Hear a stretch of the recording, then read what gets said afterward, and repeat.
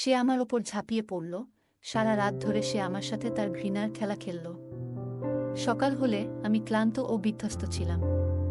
সে বলল, তোমাকে তোমার বাড়িতে ফিরিয়ে দেব, কিন্তু মনে রেখো, গত রাতের সব কিছু ভিডিও করা হয়েছে। আমার বিরুদ্ধে যাবার চেষ্টা করো না। যৌবনে পা দিয়েই একদিন হঠাৎ করেই আমার জীবনে এমন কিছু ঘটল যা আমি কল্পনাও করতে পারিনি। একটি রহস্যময় ছেলে, খুব সুন্দর চেহারার, আমাকে তার সঙ্গে নিয়ে গেল। প্রথমে আমি ভয় পেয়েছিলাম, কিন্তু কিছুক্ষণ পর সে আমার হাত পা বেঁধে বলল, আজ থেকে তুমি আমার। আমার শরীর কাঁপছিল ভয়ে, কিন্তু সে আমাকে ধীরে ধীরে আলিঙ্গন করল। এরপর আমি যেন সমস্ত সংবেদনশীলতা হারিয়ে ফেললাম। তবে তার চোখে ছিল এক ধরনের অদ্ভুত নরম ভাব, যা আমাকে খানিকটা আশ্বস্ত করেছিল। সে বলল, ভয় পেও না, আমি তোমাকে কোনো ক্ষতি করব না। আমি শুধু চাই তুমি আমার সাথে থাকো সবসময়। তার কণ্ঠে ছিল এক ধরনের নিষ্ঠুরতা, আবার সেই সঙ্গে গভীর ভালোবাসা। আমার গল্পগুলো তোমরা শুনো, কিন্তু সাবস্ক্রাইব করো না। দয়া করে গল্পগুলো ভালো লাগলে ভিডিওটি লাইক, শেয়ার এবং চ্যানেলটি সাবস্ক্রাইব করো প্লিজ। আমার নাম সোনালি। বয়স কম, কিন্তু আমার মন খুবই কৌতূহলী। যখনই কোনো ছেলে আমার দিকে তাকায়, আমি মিষ্টি হাসি দিয়ে তাকে অভ্যর্থনা জানাই। বন্ধুরা আমাকে বারবার সতর্ক করেছিল যে এমন আচরণে একদিন আমি সমস্যায় পড়তে পারি, কিন্তু আমি কোনো কথাই শুনতাম না। আমি সবার সাথে মজা করতাম, হাসতাম এবং ছেলেদের সঙ্গে খোলামেলা কথা বলতাম। এমনকি যারা একটু বিপদগামী, তারাও আমার কাছে এসে কথা বলতে চাইত। এরকমই একদিন, যখন আমার বাবা বাড়িতে ছিলেন না, আমি দৈনন্দিনের মতো একটা ট্যাক্সি বুক করেছিলাম। বাবা থাকলে সবসময় আমাকে গাড়িতে তুলে দিতেন, কিন্তু সেই দিনটা ছিল একা যাওয়ার সাহসের দিন। মা খুব চিন্তা করছিলেন, আর আমি বললাম, মা, আমি এখন বড় হয়ে গেছি, সব ঠিক আছে। আমি ভেতরে ভেতরে বেশ আত্মবিশ্বাসী ছিলাম। ক্যাব এলে আমি ব্যাগ নিয়ে সামনের সিটে বসলাম। চালককে দেখে একটু অস্বস্তি লাগছিল, সে আমার পায়ের দিকে তাকাচ্ছিল। আমি তাকে দ্রুত কলেজে পৌঁছাতে বললাম এবং ভয়ে ব্যাগ থেকে বই বের করলাম। কিন্তু তারপর যা ঘটল তা ছিল আমার কল্পনার বাইরে। চালক হঠাৎ একটি নির্জন রাস্তা ধরে যেতে লাগল। আমি অবাক হয়ে বললাম, এটা কোনো রাস্তা? আপনি তো ভুল পথে যাচ্ছেন। সে মুচকি হেসে বলল, একটু শর্টকাট নিচ্ছি মিস, চিন্তা করবেন না। কিন্তু তার হাসিতে ছিল এক ধরনের শীতলতা যা আমার মনকে আরও অস্থির করে তুলল। আমি বইটি বন্ধ করে তার দিকে তাকালাম। আমি এই রাস্তা চিনি না বলেই আমি ফোন বের করে বাবাকে কল করতে চাইলাম, কিন্তু ঠিক তখনই সে ফোনটি আমার হাত থেকে কেড়ে নিল। আমার হাত পা ঠান্ডা হয়ে গেল ভয়ে। চুপ করে বসে থাকো, সে গম্ভীর স্বরে বলল। এরপর আমি প্রচণ্ড ভয়ে জড়ষ্ট হয়ে গাড়ির সিটে বসে রইলাম। সেই মুহূর্তে মনে হলো আমার বন্ধুরা ঠিকই বলেছিল।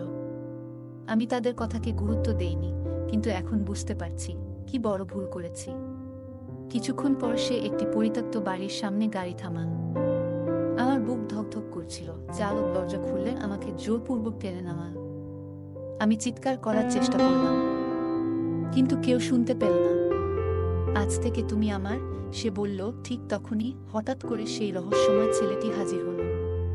আমি চিনতে পারলাম এটা সেই ছেলেটি যে একদিন আমার দিকে তাকিয়েছিল, আর আমি তাকে মিষ্টি হাসি দিয়েছিলাম। সে চালককে দূরে সরিয়ে দিল এবং আমার হাত ধরে বলল, চলো, এখানে তোমার কোনো বিপদ হবে না। সে আমাকে নিয়ে তার গাড়িতে উঠাল এবং দ্রুত সেই জায়গা থেকে বেরিয়ে এল। আমি অবাক হয়ে জিজ্ঞাসা করলাম, তুমি কে? সে মৃদু হেসে বলল, তুমি এখন আমার সঙ্গে নিরাপদে আছো, এটুকুই জানো। কিছুক্ষণ পর আমি বুঝতে পারলাম এই ছেলে, তার সাথেও আসা আমার ঠিক হয়নি। সে আমাকে একটা ফার্ম হাউসে নিয়ে গেল। আমি জিজ্ঞেস করলাম, এখানে কেন এনেছ? আমার তো কলেজে যাওয়ার কথা। সে বলল, এটাই তোমার গন্তব্য? আমি অবাক হয়ে বললাম, তুমি কি আমাকে কিডন্যাপ করেছ?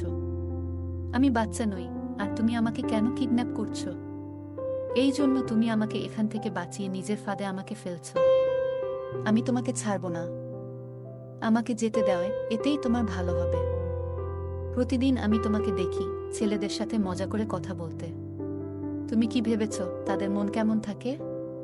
আমি অনেকদিন ধরেই তোমাকে পেতে চেয়েছিলাম, কিন্তু তুমি সবসময় বাবার সাথে কলেজে যেত।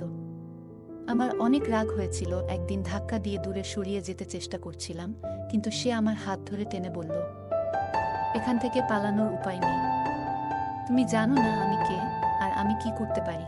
আমি তোমাকে না যেতে দিলে তুমি এখান থেকে জীবনেও যেতে পারবে না। তাই চুপ করে থাকো। আমি বললাম, দেখো, আমাকে যেতে দাও। সে বলল, তোমার যৌবন আমার কাছে থাকবে। আমি ভীত হয়ে বললাম, আমরা বন্ধু হতে পারি, তাহলে তুমি আমাকে ছেড়ে দেবে? সে হেসে বলল, আমি যে কারণে তোমাকে নিয়ে এসেছি তা না করে কিভাবে তোমাকে ছেড়ে দেব? আমার রাগ বাড়ছিল। আমি বললাম, আমাকে রাগাবে না, আমি এমন কিছু করব যা তুমি কল্পনাও করতে পারবে না, তাই ভালো চাও আমাকে যেতে দেওয়া। সে আমার উপর ঝাঁপিয়ে পড়ল। আমি তার ঘাড়ে কামড় দিলাম, কিন্তু সে আমার হাত ধরে রাখল। আমি ছেলেদের দেখে হাসি, তাই বলে আমি কাউকে আমার কাছে আসতে দিতাম না। কথা বলা আর স্পর্শ করা সম্পূর্ণ ভিন্ন। আজ আমি তাকে এটা বোঝাবো। সে আমাকে চুম্বন করতে চাইল। আমি তাকে বাধা দিলাম, মুখ এদিক ওদিক ঘোরালাম যেন তা দিতে না পারে। কিন্তু সে আমার হাত সরিয়ে আমাকে ছোঁয়ার চেষ্টা করছিল। সে ঘুরে এসে তার শক্তি প্রদর্শন করল এবং আমার পায়ের কাছে এসে ঘৃণার খেলা দেখাতে শুরু করল। আমার শরীরে বিদ্যুতের মতো একটা শিহরণ ছুটে গেল। আমার প্রতিবাদ করার কথা ছিল, কিন্তু জানি না কেন আমি তার প্রতিবাদ করিনি। এক মুহূর্তের জন্য আমি সব ভুলে গেলাম, চিৎকার করার কথাও মনে ছিল না। এক অদ্ভুত অনুভূতি আমাকে গ্রাস করল, যা ছেলেটিও বুঝে গেছিল। আমি হাল ছেড়ে দিলাম, চোখে অশ্রু ঝরতে লাগল। সে অবাক হয়ে আমার দিকে তাকাল যখন আমি তার হাতটা ধরলাম। আমি চুপ ছিলাম, তারপর তাকে জড়িয়ে ধরলাম। সে আমাকে তার ঘৃণার খেলা দেখাতে লাগল। আমি বললাম, তোমার সীমার মধ্যে থেকো, আমি তোমার গোলাম না। ছেলেটি আমার কথা শুনে নিজেকে সংযত করল। কিছুক্ষণ পর সে বলল, তুমি বসো, আমি চা বানাচ্ছি। সে চা নিয়ে এলো। আমি জানতাম না সে কে, কিন্তু তাকে বিশ্বাস করতে শুরু করেছিলাম। অবশেষে সে বলল, সোনালি, আমি তোমাকে ঘৃণা করি। ভেবেছিলাম তোমার জন্য সবকিছু নষ্ট করব, কিন্তু পারলাম না। তুমি এখন আমার সঙ্গে থাকবে। তার কথায় আমার বুক ধক করে উঠল। আমি কাঁপছিলাম। আমার কারো সাথে শত্রুতা ছিল না। ছেলেটা কে? সুনীল নামটা শুনেই আমার মনে আলো জ্বলে উঠল না। কেন আমাকে ঘৃণা করছো? আমি তো কারো শত্রু নই। সে বলল, তোমার চোখেই সব বুঝে গেছি। সে রাগান্বিতভাবে আমার দিকে তাকালো এবং আবার তার ভালোবাসা দেখাতে লাগল। আমি নিজেকে সমর্থন করার চেষ্টা করলাম। রাত হয়ে আসছিল, আমি চিন্তিত ছিলাম। পরিবারের সবাই আমাকে খুঁজছে। আমি বললাম, দেখো, আমাকে ছেড়ে দাও। মা খুব কাঁদছে, আমার ভাই নিশ্চয়ই ভীষণ চিন্তিত। সে রেগে গিয়ে বলল, তোমার কি মনে হয় আমি অন্যের কথা শুনি? আমি বললাম, আমাকে সব বলো, হয়তো আমি সাহায্য করতে পারি। সে বলল, তোমার শরীরেও যে নোংরা রক্ত প্রবাহিত হচ্ছে, আমাকে রাগিও না, নইলে তোমার সম্মান নষ্ট করে দেব। আমি বললাম, আর কি বাদ রাখছো? আমি এখান থেকে বের হলেই তো সবাই জানতে পারবে আমার সাথে কি হয়েছে। তুমি আমার সবকিছু নষ্ট করে দিলে, এখন আবার কি করার বাকি আছে? সে রাগ করে রুম থেকে বেরিয়ে গেল। আমি আর নিজেকে সামলাতে পারছিলাম না। আমি কাঁদতে শুরু করলাম এবং রুমে কিছু প্রমাণ খুঁজতে লাগলাম। একটা ছবি পেলাম যেখানে একটা মেয়ে আছে। মনে হলো মেয়েটা তার বান্ধবী। আমি ভাবলাম, ছবিটা দেখিয়ে তাকে ব্ল্যাকমেইল করতে পারি। বিছানায় বসেছিলাম আর ভাবছিলাম, আমার জীবনটা মনে হয় এখানেই শেষ হয়ে যাবে, আর আমি কাউকে আমার মুখ দেখাতে পারবো না। কিছুক্ষণ পর ছেলেটা দরজা খুলে আমার কাছে এসে বলল, কাঁদছো কেন? আমার চোখ লাল ছিল। আমি ছবিটা দেখিয়ে বললাম, তুমি আমাকে কিডন্যাপ করেছো কেন? যদি তোমার বান্ধবী জানতে পারে, কত কষ্ট পাবে। হঠাৎ সে আমার হাত থেকে ছবিটা ছিনিয়ে নিল। ছেলেটি ছবিটার দিকে তাকিয়েছিল, তার চোখ ভিজে গেল। আমি ওর কাছে এসে জিজ্ঞেস করলাম, কি হয়েছে? সে বলল, এই ছবিতে যে আছে সে আমার বোন হয়। তারপর সে বলল, চলো ডাইনিং টেবিলে বসি। আমি জিজ্ঞেস করলাম, তোমার বোনের বিয়ে কি হয়ে গেছে? সে উত্তরে বলল, আমার বোন আর বেঁচে নেই, আর তার মৃত্যুর জন্য তোমরা দায়ী। আমার চোখে জল এসে গেল। আমি বললাম, কি বলছো? আমি তোমার বোনকে চিনি না, তুমি ভুল বুঝছো। সুনীল বলল, তোমার ভাই আমার বোনের সাথে প্রতারণা করেছে, তাকে গর্ভবতী করে ছেড়ে দিয়েছে। আমার বোন অপমান সহ্য করতে না পেরে আত্মহত্যা করেছে। আমি বললাম, আমার ভাই এমনটা করতে পারে না। রাজীব বলল, তোমার ভাইয়ের জন্য আমার বোনকে সমাজের অপমান সইতে হয়েছে, তাই আমি প্রতিশোধ নিতে চেয়েছি।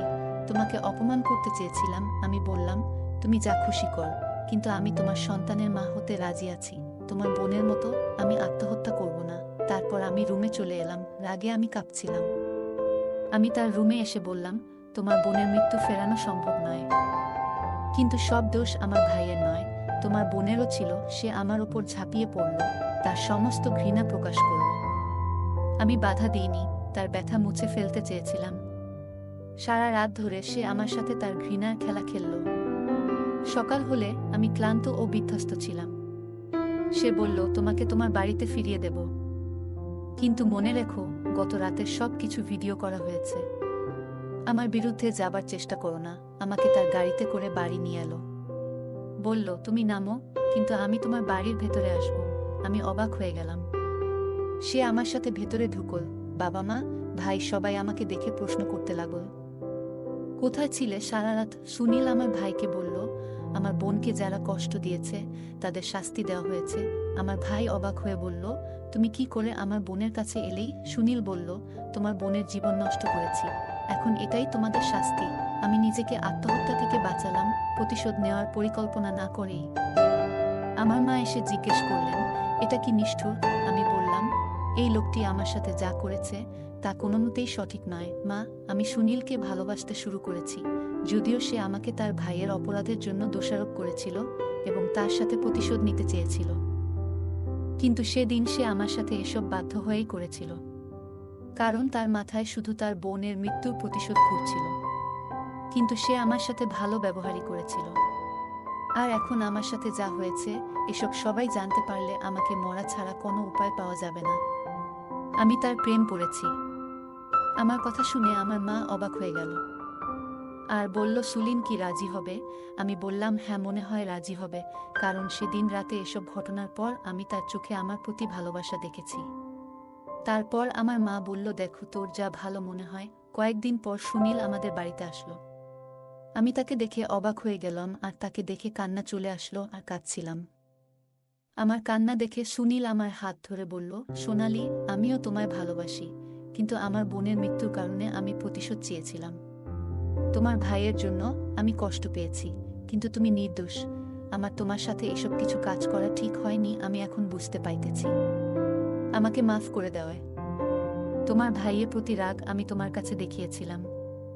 আমাকে মাফ করে দেওয়ায়। তার চোখে জল ছিল। আমি বললাম, তাহলে এখন কি হবে?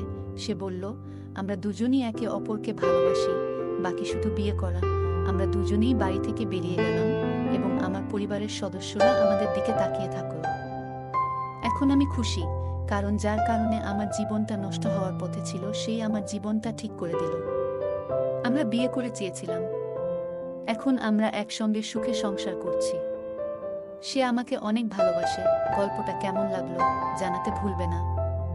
আরও মজার মজার রোমান্টিক গল্প শুনতে চাইলে ভিডিওটি লাইক, শেয়ার এবং চ্যানেলটি সাবস্ক্রাইব করতে এবং বেল আইকনটি টিপতে ভুলবে না। ধন্যবাদ।